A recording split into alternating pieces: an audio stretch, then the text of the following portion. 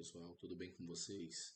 Passando aqui então para poder deixar, né, uma revisãozinha do nosso Pitágoras 6, capítulo 1, referenciação e sequenciação, beleza? Então vamos pro jogo, que tem coisa para falar, né? Então, nós estamos trabalhando com, como foi dito aí, né, o nosso conteúdo é referenciação e sequenciação, é o que a gente vai trabalhar aqui, que vai ser para essa prova discursiva então. Bom, então a gente já começa aqui com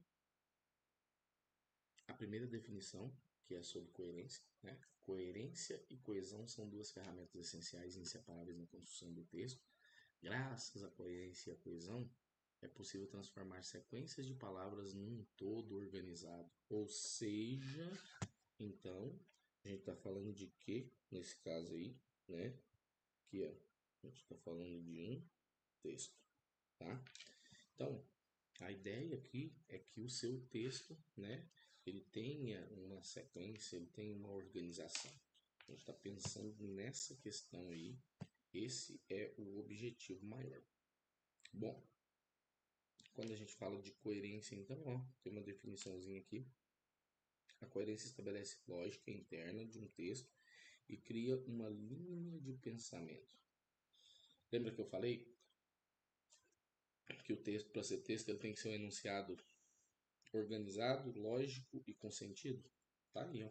Coerência faz parte disso, né? E a coesão? A coesão cria uma sequência harmônica entre os diversos momentos do texto. Então é a correta ligação sintática das partes do texto, né? Então como que eu vou criar essa coerência? Para cumprir seu propósito de transmissão de mensagens, um texto deve apresentar certas características que facilitem a apreensão de sentido do leitor, seguindo uma linha de pensamento que possa ser seguida e compreendida. Então, primeiro, vamos lá. Olha só para vocês verem os aspectos aqui, que são esses aspectos aqui, presta atenção, galera, são essenciais, tá? Na coerência textual. Então, pega aí. Primeiro, escrita com clareza, simplicidade, objetividade e concisão, tá? O que é concisão? É não ficar enrolando, né? Depois, estruturação de uma ideia principal e de ideias secundárias. Então, eu tenho que ter isso dentro do meu texto. Criação de uma linha de raciocínio, pensamento lógico, né? O entrelaçamento de ideias e a harmonia entre os fatos, que é aqui a gente começa a trazer essa ideia da coesão, né? Transmissão de informações relevantes, né? Com ênfase nas partes mais importantes. Apresentação da informação da superfície, que é o tema central. Demonstração de um domínio do assunto. E por último, construção de um todo significativo. Então, isso aqui é o que é essencial. O que você não deve fazer, o que você deve evitar para poder ter coerência e coesão. Primeiro, evite a utilização desnecessária de palavras, só para o texto ficar bonito. Evite a repetição de palavras, a redundância de palavras, a contradição de fatos, né?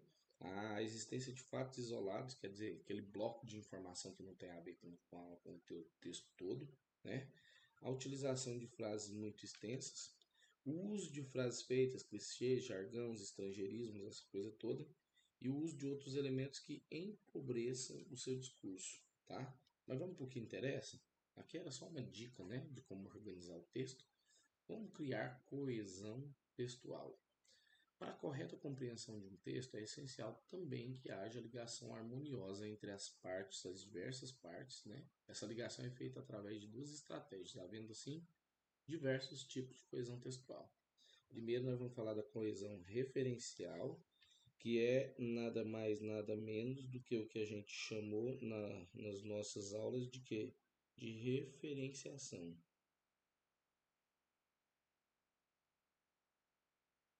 Né? Então, coesão referencial, referenciação, a mesma coisa. E aqui, coesão sequencial, que é o que a gente falou sobre sequenciação. Lembrando que sequenciação, ela ocorre por outras situações também, a gente só vai ver as conjunções, tá bom? Então vamos lá, olha só. Na coesão referencial, são utilizados elementos como pronomes, expressões adverbiais que evitam a repetição de elementos já mencionados no texto, a quando de nova referência, né? Aí olha isso. O que que eu tenho? Você viu minha irmã por aí? Opa, tá aqui, ó.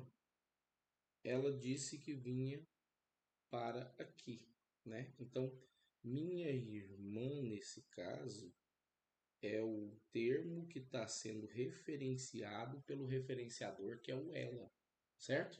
Essa mochila é minha. Onde está a sua? A sua, nesse caso, está fazendo referência a quê? A mochila, tá? A mochila. Então, a sua é o termo referenciador e mochila é o termo referenciado. Nesse caso, depois, já arrumei todas as minhas gavetas, menos aquela. Aquela tá fazendo o quê? Tá fazendo referência a minhas gavetas. Aquela é uma das minhas gavetas, né?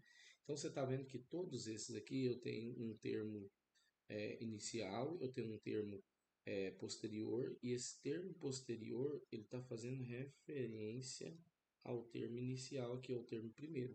Então, você entenda que nesse caso é uma ideia de quê? Uma ideia de retomada. Essa ideia de retomada chama-se anáfora, certo?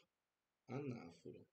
Mas se por um acaso houver uma situação em que um termo primeiro ele anuncia a chegada de um próximo termo dentro da redação, nós vamos chamar isso de catáfora ou relação catafórica, né? Certo? Então, é importante saber disso, tá? Se tem um termo que ele retoma, né? Nesse caso aqui, ó, retomada.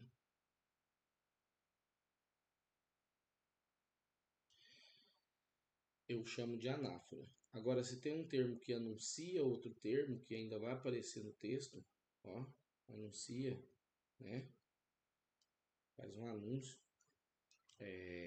antecipando alguma ideia, eu vou chamar de catáfora, beleza?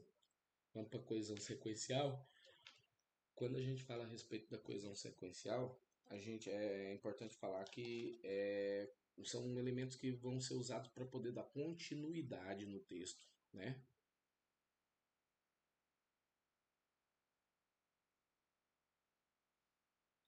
É o que a gente chamou de sequenciação, certo?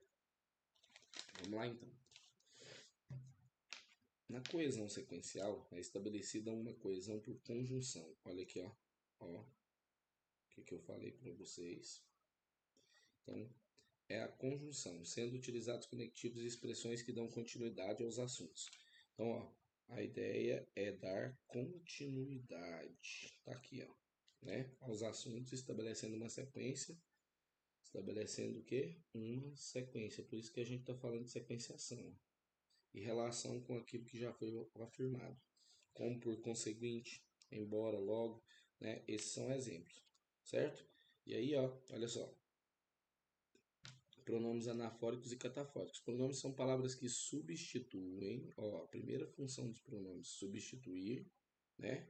Ou determinam os substantivos, ou seja, ou eles vêm para poder acompanhar o substantivo.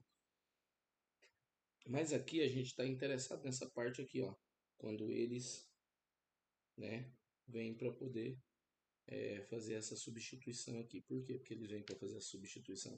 Porque aí eles vão retomar termos, certo? Assim permitem que não ocorra repetição constante dos substantivos.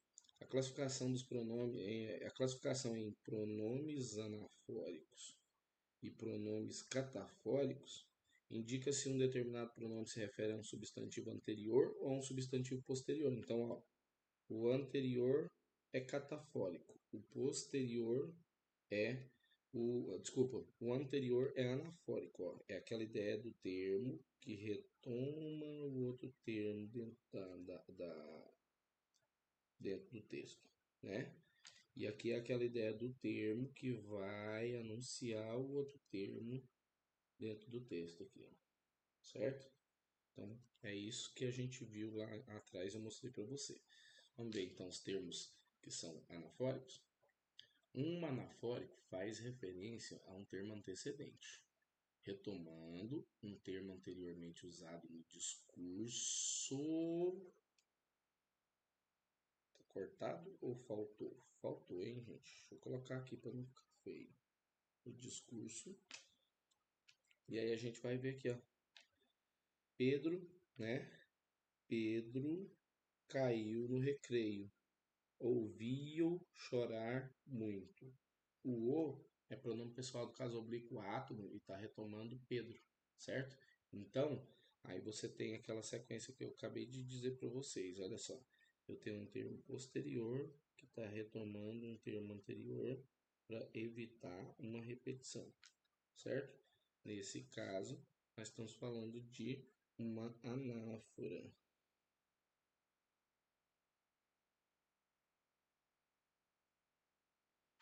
De novo, a mesma coisa. Olha só, pronome oblíquo é o oblíquo o é um pronome anafórico que faz referência ao termo Pedro, anteriormente apresentado, né? A veterinária já vacinou 40 cães hoje. Ela está cansada. Aí é a mesma situação, ó. Olha só, a veterinária e o ela aqui, né? Mesma relação anafórica. Um segundo exemplo, ó, pra gente aqui. Opa, volta. Então, a ideia de retomada está sendo posta aqui, ó, né? Então, é uma anáfora? É, com a ideia de quê? De retomada de um termo, substituindo ele para não repetir, certo? Exemplos de anafóricos, então, ó. Ó, vou só destacar os dois termos aqui para vocês, ó.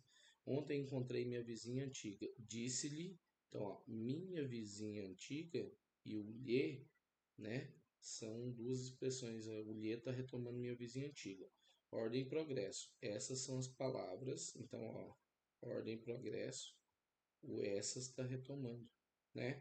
A professora pediu aos alunos que ouvissem suas explicações. Ó, presta atenção. A professora, suas. As explicações de quem? Da professora.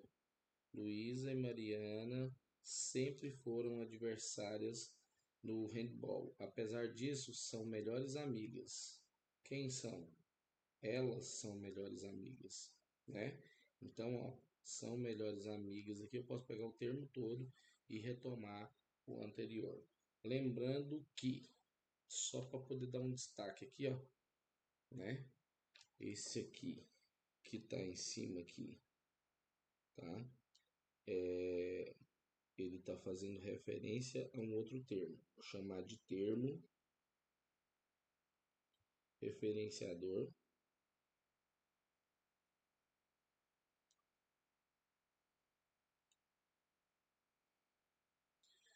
E esse termo aqui que tá sendo referenciado, que tá sendo retomado, e aí eu vou chamar por esse nome mesmo, termo referenciado.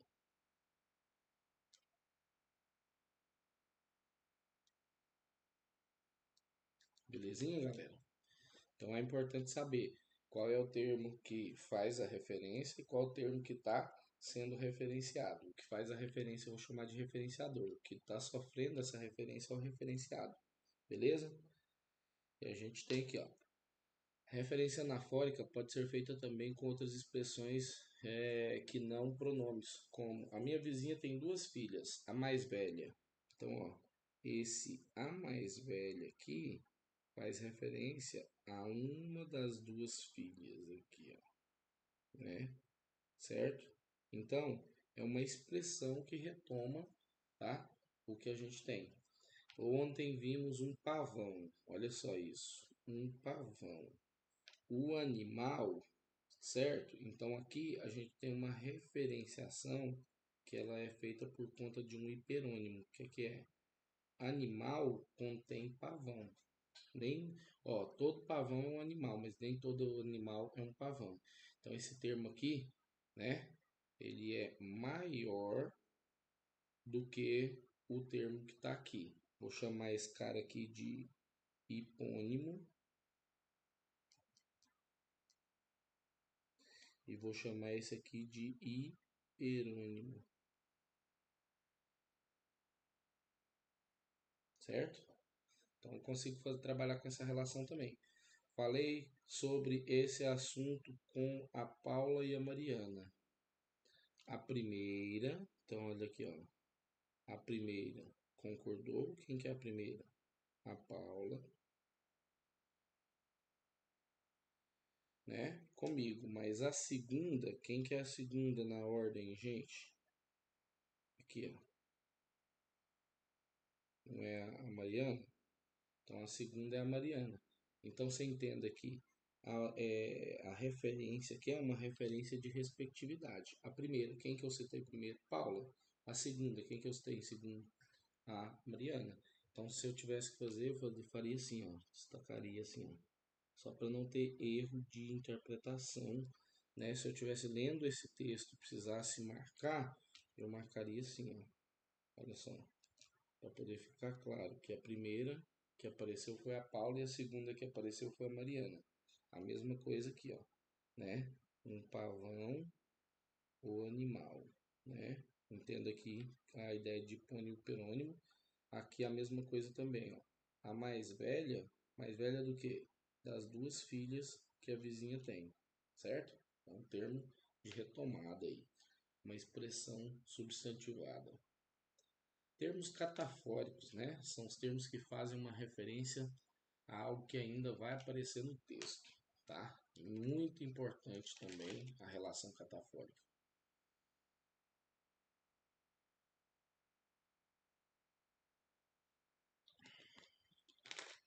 Vamos lá. Um catafórico faz referência a um termo posterior. Então tá aqui, ó. Primeira coisa. Um catafórico faz referência a um termo posterior, né? Que será enunciado mais à frente na oração. Madalena viu-a e saiu correndo. A cobra estava perto da árvore.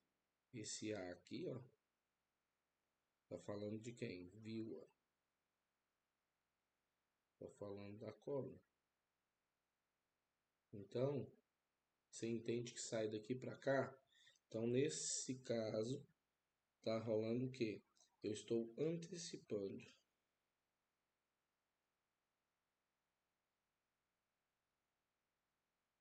Tá rolando uma antecipação, certo? Né? Pronome oblíquo, a, que eu marquei lá, é um pronome catafórico que faz referência ao termo cobra, que eu marquei lá também, posteriormente apresentado. Para fazer um bolo, por favor, compre isto. Olha o isto. Lembra que eu falei do isto em sala de aula para vocês? E o que é o isto? O isto são todos os ingredientes, tá? Então aqui você tem essa situação aqui, ó, tá? Que o isto está fazendo referência a tudo que está para frente. Nesse caso aqui, eu estou falando de um aposto enumerativo.